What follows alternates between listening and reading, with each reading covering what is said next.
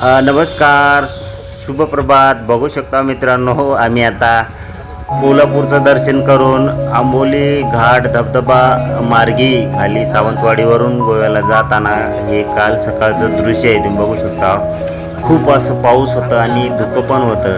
तर तुम्हाला सांगू शकतो, तुम्हाला जर बघायला जायचं असेल कोकण वगैरे, तर तुम्ही आपल्या कोल्हापूरपासून आंबोली धबधबा, आंबोली घाट, वॉटरफॉल वगैरे वेगवेगळे तुम्हाला पॉईंट बघायला मिळतात. आणि खाली सावंतवाडीच्या पुढं इस्कुलीवरून एक छोटंसं गाव आहे, इन्सुली गाव, जे की तिथं नदीवरती त्या सिट्टी मारलं की मगरी येतात. ती एक पॉईंट बघत जा तुम्ही. आणि तिथून मग आपला मुंबई गोवा हायवे बांद्यापाशी आपण जातो आणि बांद्यावरून डायरेक्ट पासामार्गी बागा बीच, कलंगू, अंजू असे वेगवेगळे बीच बघायला तुम्ही जाऊ शकता. तर बघा, हे किती निसर्ग सौंदर्य वातावरण आहे, तुम्हाला मी सांगू शकतो. तुम्हाला इकडं तिकडं न जायची गरज नाही. तुम्ही आपल्या महाराष्ट्रामध्येच खूप असे तुम्हाला पर्यटन स्थळ आहेत बघण्यासाठी. तर हे आहे आंबोली घाटातलं दृश्य, जे की काल सकाळी आम्ही 11 वाजता आंबोलीवरून खाली सावंतवाडी मार्ग गोव्याला येताना हे सकाळचं दृश्य आहे. आणि 10 वाजता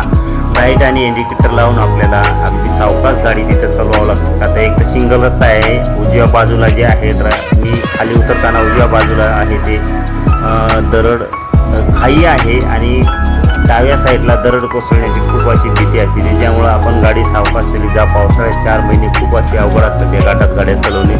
आणि जे लोकलचे आहेत ते जोरात जातात. तर एक बसवाला जे की लोकल म्हणजे डेली रूटला चालणार होता, ते पाठीमागून आला आणि जोरदार निघाला. बघू शकता.